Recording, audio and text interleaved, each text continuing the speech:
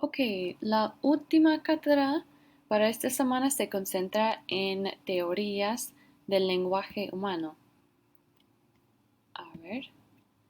Y vamos a hablar sobre tres teorías principales. Son la gramática innata, que a veces se llama gramática generativa, el lenguaje como proceso cognitivo, o sea, la gramática cognitiva, y el uso del lenguaje. Okay. Y la gramática innata fue propuesta por Chomsky. Y les voy a tocar este video que da una buena explicación sobre la gramática innata.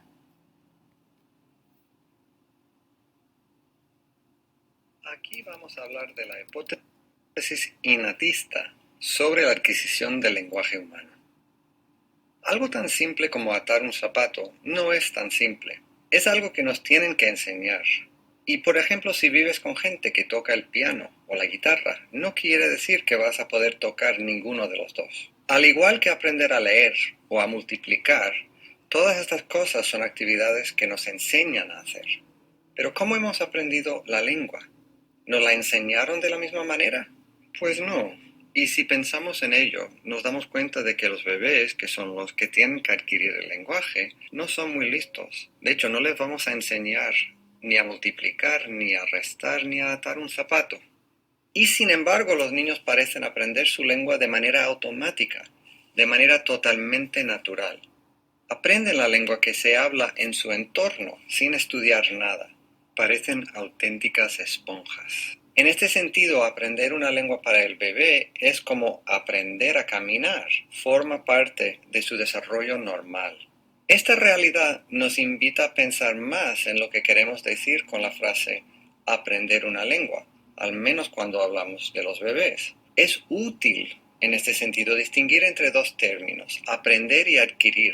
Aunque usamos el término aprender a menudo para hablar de cosas tan distintas como aprender a atar un zapato o aprender una lengua. La hipótesis innatista, por tanto, parte de la observación sobre la naturalidad con la que todos los humanos adquirimos nuestra lengua del contexto en el que nos criamos.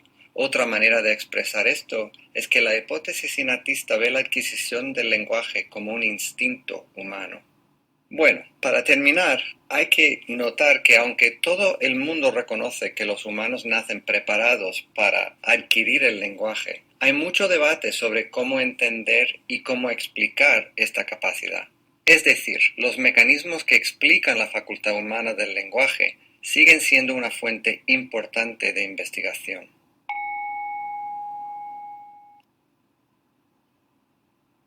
Bueno. Ay, perdón. Ok.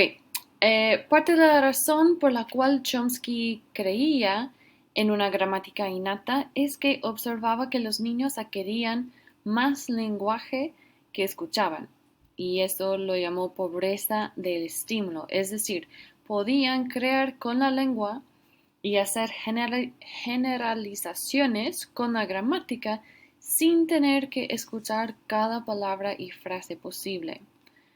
Entonces, antes de Chomsky, los lingüistas pensaban que los niños solo imitaban la lengua, o sea, lo que podían decir era solo lo que escuchaban. Pero eso no permitiría la creatividad, ¿no? Si uno solo puede decir lo que escucha, ¿dónde hay el espacio para crear sus propias frases, ¿no?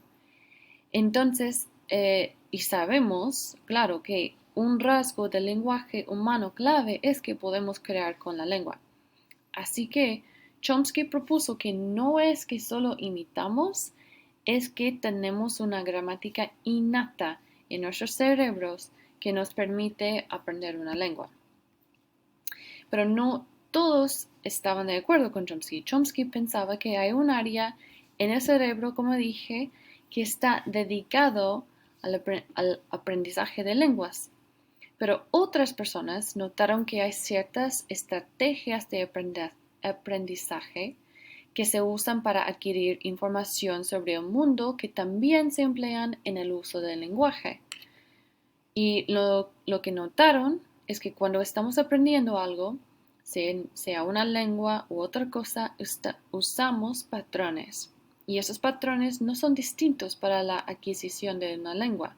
Por ejemplo, establecemos patrones cuando aprendemos qué es un pero y qué son los tipos de peros, ¿no? Notamos patrones en su apariencia, en su manera de actuar, por ejemplo. Y notamos similaridades entre razas diferentes de perros.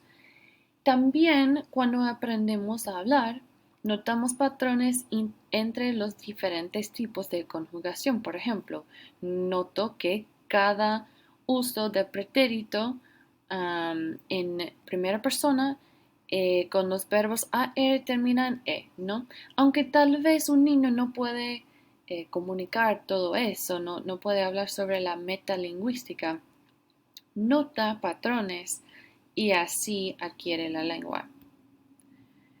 Entonces podemos imaginar que el sistema lingüístico es un conjunto de formas con enlaces entre sí que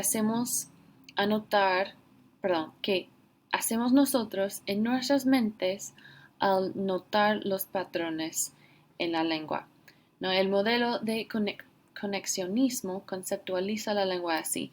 Por ejemplo, tenemos aquí enlaces entre estas palabras porque cada uno es un verbo en el presente, es singular y es primera persona. Entonces hacemos conexiones mentales entre estas palabras. Y según el conexionismo, los enlaces entre estas palabras son fuertes en la mente del hablante, pero pueden ser aún más fuertes en otros casos. Vamos a hablar de eso en un minuto. De igual manera, tenemos aquí enlaces entre ser, es y fue, porque cada una de estas palabras son conjugaciones de la palabra ser, ¿no? Entonces tenemos esa conexión mental entre esas palabras, pero tenemos aún más enlaces entre ser y comer porque comparten dos rasgos. Comparten esta R al final que indica que son palabras infinitivas, son verbos infinitivos, y comparten también ER al final, este segmento fonológico, que significa que son un tipo de verbo específico, un verbo ER, ¿no? Entonces, tenemos dos conexiones aquí porque por estos dos rasgos que comparten, ¿no?